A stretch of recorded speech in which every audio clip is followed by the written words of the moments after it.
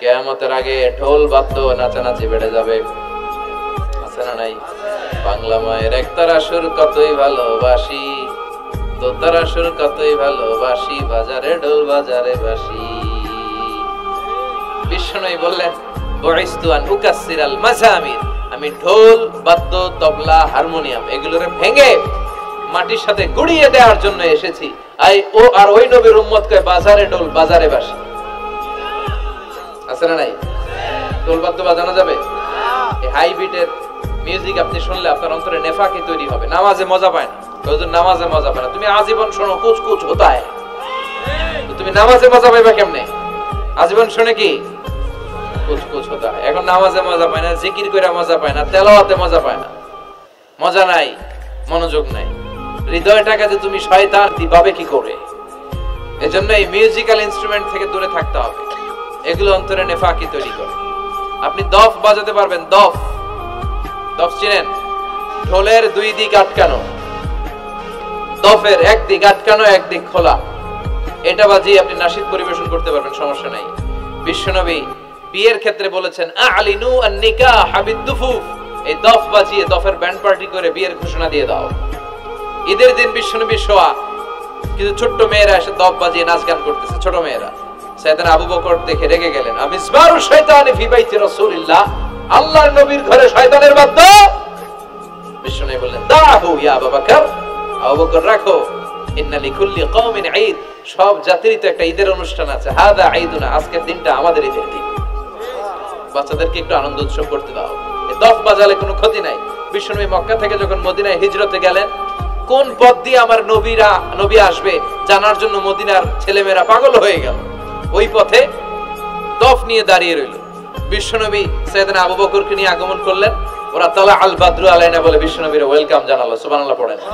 তালা আল বাদরু আলাইনা মিন সানিয়াতিল ওয়াদা ওয়াজাবা শুকরু আলাইনা মা দাআ লিল্লাহি দা আইয়ুহাল মাবউসু ফিনা جئت من أمر المطاع جئت شرفت المدينة مرحبا يا خير داء طلع البدر علينا من ثنيات الوداع وجب الشكر علينا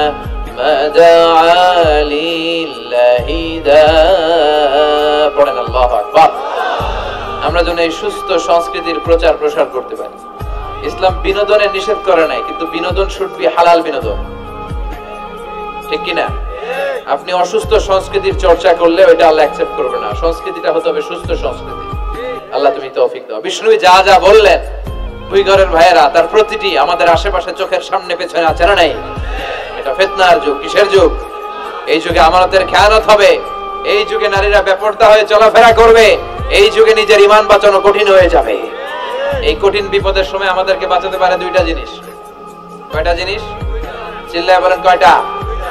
দুইটা জিনিস শুধু আমাদেরকে বাঁচাতে পারে। এক হচ্ছে আল্লাহর কোরআন, দুই হচ্ছে বিশ্বনবীর সুন্নাহ, ঠিক কিনা?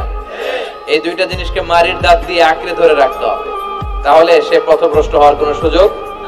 This Quran and Sunnah, our way to Jannah, ঠিক কিনা? আওয়াজ করে আমার সাথে পড়েন, কোরআন and Sunnah, our way to Jannah। আওয়াজ বাড়ায় দেন, পড়েন কোরআন and Sunnah, our way to Jannah। এই কোরআন সুন্নাহ আপনাকে জান্নাতের ওয়েতে উঠায় দিবে, রাস্তায় উঠায় দিবে। এই কোরআন সুন্নাহর সাথে যেন আমরা সম্পর্ক বাড়াই, তাফসীর মাহফিলগুলোতে যেন বেশি বেশি যাই, এলাকায় যেন ইসলামী হালাকা তৈরি করি, প্রশ্নোত্তর পর্ব তৈরি করি, এতে করে নিজেরা যেন সমৃদ্ধ হই, কোরআন সুন্নাহর সাথে যেন সম্পর্ক বাড়াতে পারি। আল্লাহ তুমি তৌফিক দাও। আর জোরে করে আমিন। আপনার কিন্তু ধরে রাখতে হবে, মানে আমনে করে সবাইরে ধরে রাখতে হবে, পাও ধরে থাকেন। এগুলোর সাথে হেদায়েতের কোনো সম্পর্ক, এজন্যই তো সমাজে হেদায়েত নাই। মাহফিলের পরে মাহফিল হয়, ফজরের নামাজটা ঠিকমতো হয় না, হেদায়েত শূন্য, হেদায়েত নাই, ইখলাস নাই। কি উদ্দেশ্যে শুনতেছি এটা যেন খেয়াল করে আমল করতে পারে, এই টেন্ডেন্সিটা নাই।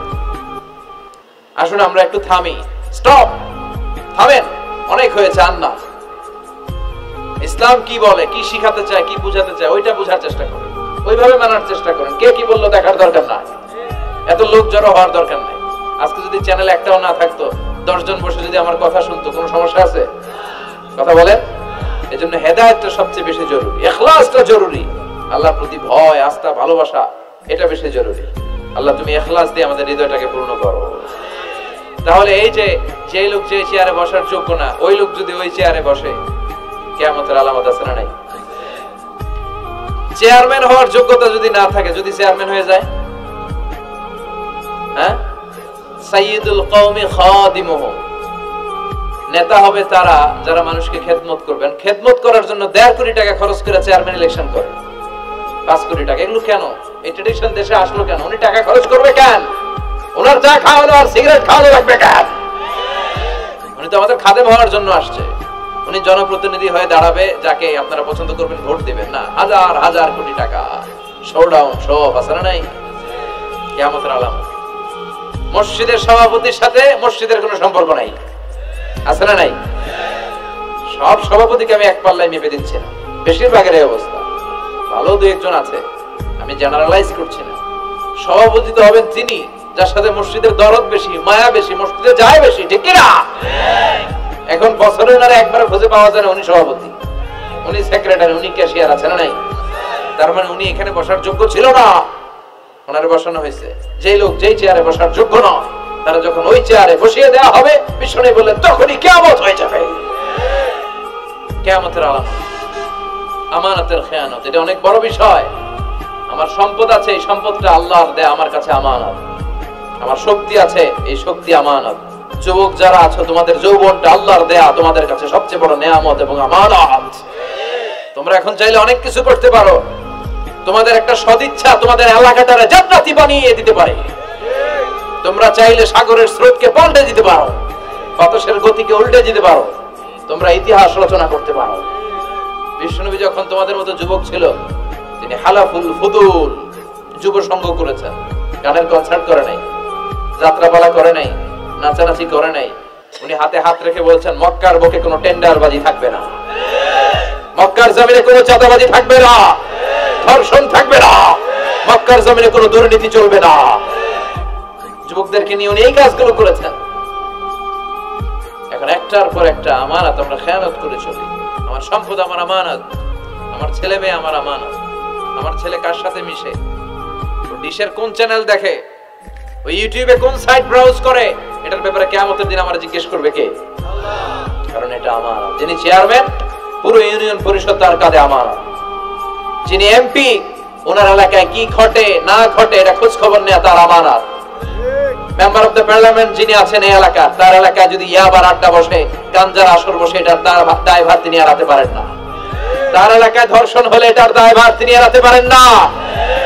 এটা তো আমানত। যিনি মন্ত্রী, পুরো মন্ত্রণালয় এটা তার কাঁধে আমানত। যিনি মাননীয় প্রধানমন্ত্রী, আমার 56,000 বর্গ মাইলের প্রতিটা ইঞ্চি মাটি তার হাতে আমানত। এটা অনেক বড় বিষয়। আর মুমিনের বৈশিষ্ট্য হচ্ছে ওয়াল্লাযীনা হুম লিআমানাতিহিম ওয়া আহদিহিম রাউন। যারা বিশ্বাসী তারা কথা দিয়ে কথা রাখে আর আমানতের খেয়ানত করে। এজন্য আমানত পূর্ণ করতে রাজি আছেন? যেখানেই আমানত নষ্ট হবে সেখানেই কিয়ামতের ভয় আছে না নাই?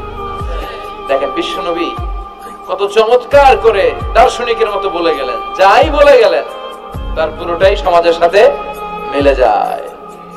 আমরা যেন আমানতের খেয়ানতকারী না হই, আমরা যেন আমানতকে সংরক্ষণ করতে পারি। আল্লাহ তুমি তৌফিক দাও। এরপর বিশ্বনবী বললেন আত-তাজাউল ফিল বুনিয়ান, কিয়ামতের আগে বড় বড় টাওয়ার বানানোর প্রতিযোগিতা শুরু হয়ে যাবে। আছে না নাই? আজকে নারায়ণগঞ্জে ঢুকে, এটা যে নারায়ণগঞ্জ এটা আমি চিনতেই পারতেছি না। এত সুন্দর হাইওয়ে, এত বিল্ডিং, বিশাল বিশাল টাওয়ার, আগে ছিল এগুলো? কথা বলেন। আরব বিশ্বে দেখবেন বুর্জ আল খলিফা, জমজম টাওয়ার, এই টাওয়ার ওই টাওয়ার, একটার পর একটা টাওয়ার।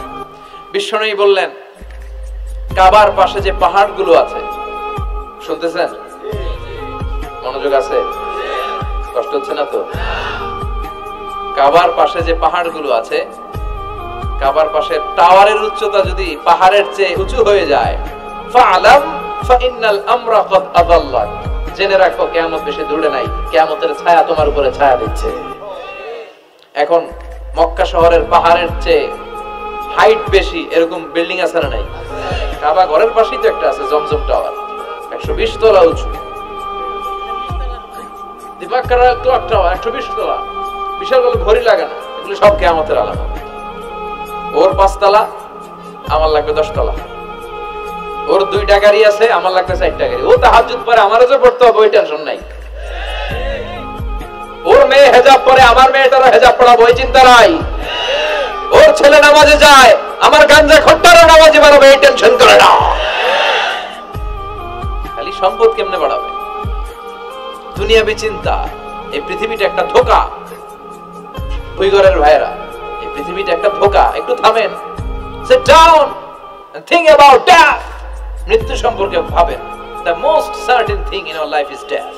আমাদের জীবনের সবচেয়ে সুনির্দিষ্ট নিশ্চিত বিষয়টা হচ্ছে মরণ। মরা লাগবেই, চলে যেতে হবে, ঠিক কিনা? কিন্তু এই দুনিয়ার মায়াজালে আটকে পড়ে আমরা আখিরাতকে, মৃত্যুকে বেমালুম ভুলতে বসেছি। বিশ্বনবী বললেন কিয়ামতের আগে মানুষের এই টেন্ডেন্সি হবে, মানুষ বড় বড় ইয়াতাতাওয়ালুনা feel বুনিয়ান, people will start to compete constructing high rises building in the cities. সমাজে বড় বড় টাওয়ার বানানো শুরু করে দেবে। এটা আছে না নাই? এরপর বিশ্বনবী বললেন যুহুরুন নিসা আল কাসিয়াত আল আরিয়াত আল মাইলাত আল মুমিলাত, কিয়ামতের আগে পোশাক পরিহিতা নেকেট উলঙ্গ নারীদের সংখ্যা বেড়ে যাবে। ভুইগরে মাশাআল্লাহ সব পর্দা মেইনটেইন করে, আশা করি। হ্যাঁ, স্থানীয়রা পর্দা করে, আলহামদুলিল্লাহ, আল্লাহ তুমি কবুল করো। কিন্তু গোটা বাংলাদেশের দৃশ্য কি ভুইগরের মতো? না, ভয়ঙ্কর। বিষ্ণু বলেন কাসিয়াত আল আরিয়াত আল মাইলাত আল মুমিলাত, পোশাক পরিহিতা উলঙ্গিনী, মানে বোরকাও পড়বে, বোরকাওয়ালি। তিনি বোরকা পরেন কিন্তু টাইট ফিটিং বোরকা, আছে না নাই? তো এতে আপনি, আমার মায়েরা, আমার বোনেরা, আমি আপনাদেরকে সবসময় সম্মান দিয়ে কথা বলার চেষ্টা করি, একটু বোঝেন। এই যে আপনি টাইট ফিটিং এর বোরকাটা পরলেন, এতে লাভটা হলো কি? আপনার দেহের উঁচু নিচু ভাঁজ টের পাওয়া যায়, আপনার সৌন্দর্য প্রকাশ পেয়ে যায়। হেজাব আল্লাহ এমনি এমনি দেয় নাই, যার সম্মান বেশি ওটার প্যাকেট বেশি। কথা কন, ডায়মন্ডের আংটি ওই রাস্তার মধ্যে বিক্রি করে না? স্বর্ণের আংটি না, ওইটা স্পেশাল মার্কেটে বিক্রি করে। কোন মার্কেটের সামনে পুলিশ রাইফেল নিয়ে দাঁড়ায় থাকে না, কিন্তু স্বর্ণ মার্কেটের সামনে রাইফেল আছে না নাই? ভিতরে স্পেশাল সিকিউরিটি আছে না নাই? গ্লাস ফিটিং করা, ওইখানে সিকিউরিটি আলাদা, স্পেশাল লকার আছে না নাই? কারণ এটার দাম বেশি, তাই এটার পর্দা বেশি, প্যাকেট বেশি। সুবহানাল্লাহ পড়ে। নারীদেরকে তো ইসলাম মর্যাদা দিয়েছে। বিষ্ণু বলেছেন দুনিয়া কুল্লুহা মাতা ওয়া খায়রু মাতা'আদ দুনিয়াল মারআতুস সালিহা, দুনিয়া সব হলো সম্পদ, আর এই সব সম্পদের মধ্যে সবচেয়ে দামি সম্পদ হচ্ছে নেককার নারী। এদের পেটগুলা খনি। এই নেককার নারীগুলো যদি হিজাব মেইনটেইন করে, এই পেটগুলো থেকে আল্লাহ ওয়ালা বের হবে, নাজমুস সাকিব বের হবে, কারি আহমদ বিন ইউসুফ আল আজহারি বের হবে, বড় বড় মুফাসসিরে কোরআন বের হবে। আর যদি হিজাব না করে, জি বাংলা স্টার জলসা নিয়ে মশগুল হয়ে থাকে, হ্যাঁ, টেন্ডারবাজ, চাঁদাবাজ, ডাকাত, এগুলো বের হবে। ওজনে কম দিবে, খাদ্যে ভেজাল দিবে, মাছে ফরমালিন দিবে, গাঞ্জার টাকার জন্য লাথি মেরে মারে ঘর থেকে বের করে দিবে। এজন্য নারীরা, আমার বোনেরা, আপনারা অনেক সম্মানিতা, নিজেদের সম্মান সম্পর্কে সচেতন হন। এই হিজাব আপনার অধিকার। এই হিজাব নারীর অহংকার, হিজাব নারীর আভিজাত্যের প্রতীক, হিজাব নারীর রুচির প্রতীক। আপনার রুচিটা কেমন আপনার পোশাক দেখে বোঝা যায়। কথা কম। যে মেয়েটা হিপ হপ স্টাইলে চলাফেরা করে, গ্যাংনম স্টাইলে, এই মেয়েটারে ইফটিজিং করার সুযোগ আছে না নেই? কিন্তু যে হিজাব মেইনটেইন করে যেই নারীরা চলে, এদেরকে দেখলেই একটা সম্মান চলে আসে। কি ভুল বললাম? একটা সম্মান আসে না? আপনাদের সম্মানটা আপনারা রাখবেন। বিষ্ণু বললেন যুহুরুন নিসাল কাসিয়াত আল আরিয়াত আল মাইলাত আল মুমিনাত, কিয়ামতের আগে পোশাক পরিহিত উলঙ্গিনী নারী বের হবে। লা ইয়াজিদনা রিহাহা লা ইয়াদখুলনাল জান্নাতা ওয়া লা ইয়াজিদনা রিহাহা, এই নারীগুলো জান্নাতে তো প্রবেশ করবেই না, জান্নাতের ঘ্রাণও নাকে লাগবে না। ওয়া ইন্না রিহাহা তুজাদু মিন মাসিরাতি 500 সানা, আর জান্নাতের ঘ্রাণ 500 বছর দূরের রাস্তা থেকেও টের পাওয়া যায়। খেয়াল করে বুঝেন, এখান থেকে জান্নাতে পৌঁছতে আরো 500 বছরের রাস্তা। কয় বছরের? এত দূরে থাকতে জান্নাতের সুবাতাস এসে আপনার নাকে ধাক্কা লাগবে। সুবহানাল্লাহ পড়বেন না? এই নারীগুলো জান্নাতে যাবে না, জান্নাতের ঘ্রাণও পাবে না। এজন্য বাবা যারা এসেছেন সচেতন হন। আপনার মেয়ে চাইলেই যে কোনো ড্রেস আপনি তাকে কিনে দিতে পারেন না। মায়েরা যারা আমার কথা শুনছেন, আপনার মেয়ে আবদার করবে, সে তো ছোট, সে কি বোঝে। কিন্তু দেখবেন অনেক বিয়ের অনুষ্ঠানে আমি দেখেছি মায়ের বয়স হচ্ছে 60, মায়ের হাত মোজা পা মোজা, বোরকা লাগাইছে 2টা, পাশে ষোড়শী অষ্টাদশী তন্নি সুন্দরী সুস্নিগ্ধা এক মেয়ে, বয়স মাত্র 18, ওর বুকে ওড়না নাই, ওটা গলায় শোভা পাচ্ছে। 60 বছরের বুড়া মহিলার দিকে কেউ তাকাবে? ওনার তো ডেট এক্সপায়ার্ড, ডেট এক্সপায়ার্ড। সৌন্দর্য যা ছিল সব শেষ, তার দিকে তাকাবে না। তার উঠতি বয়সের তরুণ মেয়েটার দিকে অনেকে তাকাবে, কারণ এটা জেনেটিক্যাল একটা ইস্যু। একটা পুরুষ একটা নারীর দিকে জেনেটিক্যালি আকৃষ্ট হবে, এটাই স্বাভাবিক, ঠিক কি না? এজন্য আপনার হাত মোজা পা মোজা আপনার দরকার ছিল না, আপনি পাতলা কাপড় পরলেও সমস্যা নাই। কথা কন, হাত মোজা পা মোজা দরকার ছিল আপনার যুবতী মেয়েটার হাতে, যুবতী মেয়েটার পায়ে। এজন্য আপনারা আপনাদের সম্মানকে বুঝবেন। যারা নারী স্বাধীনতার কথা বলে, নারী আন্দোলনের কথা বলে, এরা নারীদেরকে ঠকায়। এরা নারীদেরকে বিজ্ঞাপনের বিল বোর্ডে নগ্ন করে উপস্থাপন করে। রাস্তা দিয়ে হাঁটি, চোখ খুলতে পারি না। আমার মায়েরা, এরা আমার দেশের মেয়ে, এরা এই 56,000 বর্গ মাইলের মেয়ে। এই মেয়েগুলোকে উলঙ্গ ভাবে হাফ নেকেট করে এই সিনেমা হলগুলোর পোস্টার গুলো যে দেওয়া হয়েছে, এতে সম্মান বেড়েছে না কমেছে? ওদিকে চোখ তুলে তাকানো যায়? এজন্য নারী স্বাধীনতার কথা যারা বলে, এদের কথায় ফাঁদে পা দিবেন না। এরা আপনাদের সম্মান বাড়াতে চায় না, এরা আপনাদেরকে বিল বোর্ডে উঠাতে চায়, আপনাদেরকে উলঙ্গ করে রূপালী পর্দায় উঠাতে চায়, টিভির পর্দায় আপনাদেরকে নেকেট করে উপস্থাপন করতে চায়। এদের ঘরেই নারীরা বেশি নির্যাতিত হয়, এদের কাজের মেয়েরাই বেশি নির্যাতিতা। আর সুযোগ পেলে এরা ধর্ষণে সেঞ্চুরি করতে দেরি করে না। এজন্য নারীদেরকে সম্মান দিয়েছে ইসলাম। আমার বোনেরা, আমাদের সম্মান যেন আমরা রাখতে পারি। আল্লাহ তুমি বোঝার তৌফিক দান করো। এরপরে বিশ্বনবী বললেন, ইতাআতু যাওজা ওয়া উকুকুল উম। কিয়ামতের আগে বিয়ে করার পরে ছেলেগুলো মাকে ভুলে গিয়ে স্ত্রীর পেছনে পেছনে দৌড়াবে, স্ত্রীর আনুগত্য করবে। এরকম নমুনা আছে না নাই? ওই ঘরে আছে?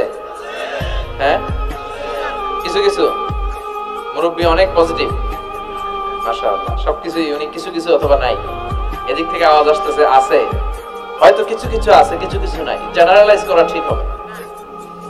তো এজন্য মাকে ভুলে যাওয়া যাবে না। মায়ের দোয়া বড় দোয়া,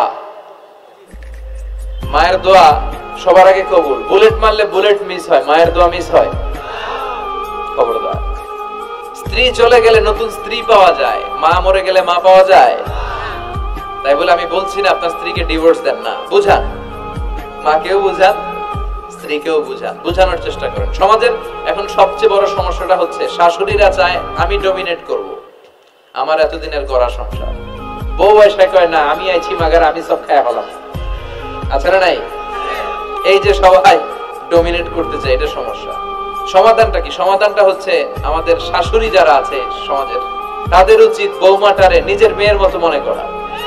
নিজের মেয়ের যেখানে বিয়ে দিছে ওইখানে কিন্তু খুব খোঁজ নেয়, মা তোর কি অবস্থা, তোর কষ্ট হইলো কিনা, ইত্যাদি ইত্যাদি। কিন্তু ছেলের বউ করে যারা আনছে এর দিয়ে ইচ্ছে মতো কাজ করা, এরকম টাকা আছে না নাই?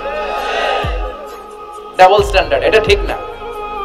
আর বৌমা যারা আছেন, ঘরের বৌমা, এরা শাশুড়িকে একটু মায়ের মতো মনে করেন না, কারণ একদিন আপনিও শাশুড়ি হতে চলেছেন, একদিন আপনিও শাশুড়ি হবেন।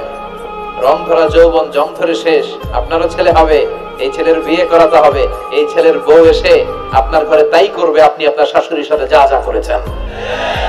এই ছোট্ট হিসাবটা বুঝতে চায় না। শাশুড়ির উচিত বৌমাকে নিজের নিজের মেয়ের মতো করে আদর করা, যত্ন করা। বৌমাদের উচিত শাশুড়িকে মায়ের মতো সেবা করা। এই মিউচুয়াল আন্ডারস্ট্যান্ডিংটা থাকলে কোনো ঘরে আর ঝগড়া হবে? শাশুড়ি বৌমা, আল্লাহ সবাইরে তুমি কবুল করো। তো কিয়ামতের আগে মারে ভুলে যাবে, মাকে ভুলে গিয়ে স্ত্রীর পেছনে পেছনে দৌড়াবে।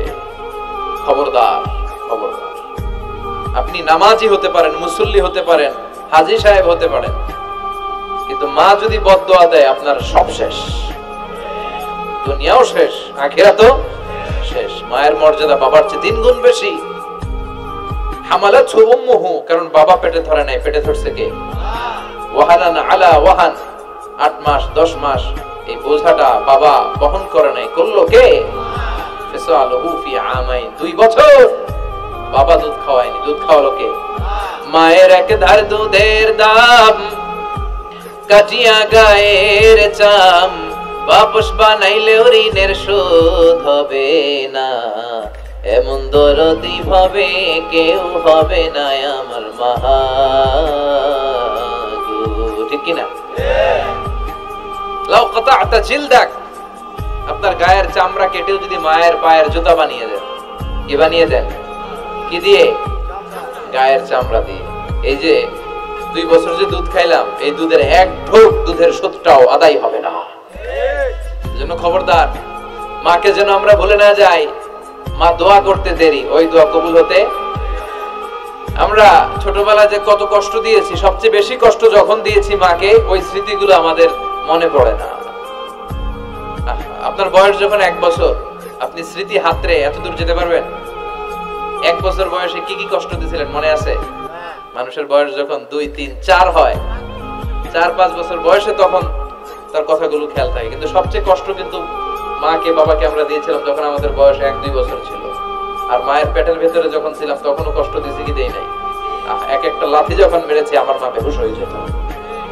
আমাকে আপনাকে জন্ম দিতে যে আপনাদের মা কতটা কষ্ট করেছেন খেয়াল করে শুনেন। চিকিৎসা বিজ্ঞানীরা বলে একজন সুস্থ মানুষ 45 ইউনিট পেইন, মানে ব্যথা, একসাথে সহ্য করতে পারে। ব্যথার তীব্রতা, সিভিয়ারনেস যদি এর চেয়ে বেড়ে যায়, হয়তো লোকটা বেহুশ হয়ে যাবে, না হয় মরে যাবে।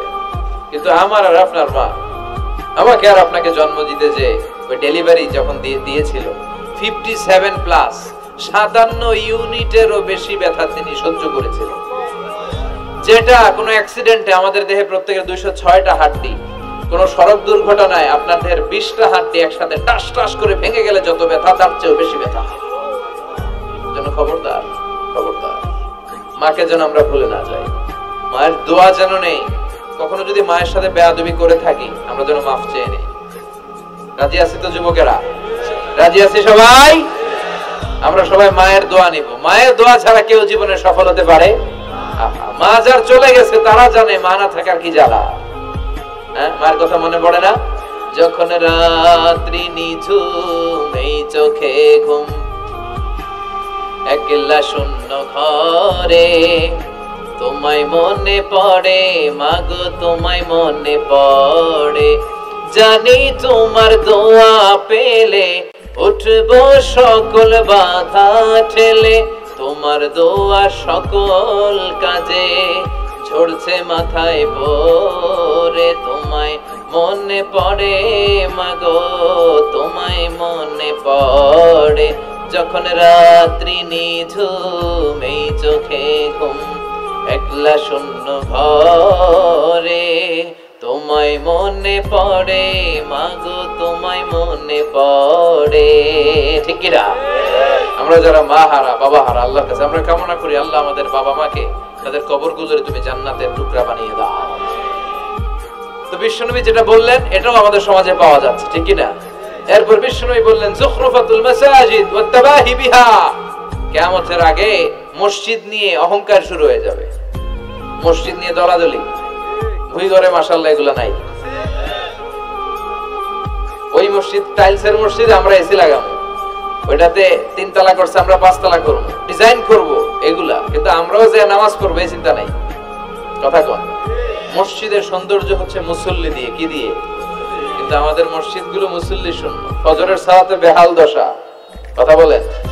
জোহরের সালাতে বেহাল দশা, আসরের বেহাল দশা, মাগরিবে একটু বাড়ে আসে আবার বেহাল দশা, কথা বলেন। এজন্য মসজিদে গিয়ে সালাত পড়তে হবে। মসজিদ নিয়ে বাড়াবাড়ি করা যাবে না, দলাদলি করা যাবে না। মসজিদকে আমরা এত ডিজাইন করি, এটাও নিষেধ। মসজিদের সামনের দেয়ালে ঘড়ি টড়ি, লাইটিং ফাইটিং এগুলো যত কম দেয়া যায়, তাহলে দৃষ্টিটা ওইদিকে যাবে না, লাইট টাইট সবকিছু পেছনে হবে, যার ঘড়ি দেখা দরকার পেছন থেকে দেখে নেবে, সামনের জায়গাটা হবে ফ্রেশ। কিন্তু এরকম মসজিদ বাংলাদেশে খুঁজেই পাওয়া যায় না। কথা বলেন। বিশ্বনবীর মসজিদ ছিল, বুখারীর বর্ণনা, ওয়া কানা সাকফুল মসজিদে জারিদুন নাখাল, বিশ্বনবীর মসজিদে নববীর ছাদ ছিল খেজুর পাতা দিয়ে তৈরি, ডালা দিয়ে তৈরি ছাদ। আর মসজিদে নববীর ফ্লোর ছিল বালুর ফ্লোর, বৃষ্টি হলে কাদামাটি হয়ে যেত। বিশ্বনবীর সাহাবীরা বর্ণনা করেন, রাআইতু রাসূলুল্লাহ সাল্লাল্লাহু আলাইহি ওয়াসাল্লাম ইয়াসজুদু ফিল মাই ওয়াত তিন, কাদামাটির উপরে বিশ্বনবী সিজদা দিচ্ছেন, নামাজ পড়ছেন। সালাম ফিরিয়ে বিশ্বনবী যখন সাহাবীদের দিকে মুখ ফিরিয়ে বসে তাসবিহ পড়তেন, সাহাবারা বর্ণনা করেন, রাআইতু আসারা তিনি ফি জাবহাতি, বিশ্বনবীর কপাল মোবারকে আমরা কাদা আর মাটি দেখতে পেয়েছি। তা আমাদের মসজিদে খালি টাইলস, তোরা ঢাকায় টাইলস, আমরা উজবেকিস্তান থেকে টাইলস নিয়ে আসি, আছে না নাই? এজন্য মসজিদ দিয়ে যেন আমরা দলাদলি না করি, মসজিদটার যেন হেদায়েতের মার্কাজ বানায়। রাজি আছেন তো? বাচ্চাদেরকে মসজিদে যেতে দিবেন, আমি সব জায়গায় বলি। অনেক মুরব্বীরা আছে বাচ্চাদেরকে মসজিদে ঢুকতে দিতে চায় না, আছে না নাই? বাচ্চা ঢুকাইলে রেগে যায়। রেগে যান কেন? ওর বয়স হতে আপনি মসজিদের দিকে আসার খান নাই, মসজিদের দিকে উল্টায় পরে আসারও তো খান নাই। ও আসতে যাচ্ছে, আসতে দেন। বাচ্চারা মসজিদে আওয়াজ করবে, এতে কোনো সমস্যা নাই, বাচ্চারাই তো আওয়াজ করবে, আপনি করবেন?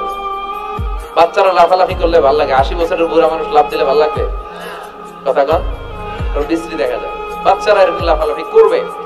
তুরস্কের বিভিন্ন মসজিদের দেয়ালে ফেস্টুনে ব্যানারে লেখা থাকে, নামাজ চলা অবস্থায়, জামাত চলা অবস্থায় যদি পিছনে বাচ্চাদের আওয়াজ চিল্লাফাল্লা শুনতে পাওয়া না যায়, তাহলে ভবিষ্যৎ প্রজন্ম নিয়ে তোমাদের চিন্তায় থাকা উচিত। পিছনে বাচ্চাদের আওয়াজ নাই, তার মানে আমার নাতিপুতি, আমার ছেলেমেয়েরা তো নামাজি হচ্ছে না।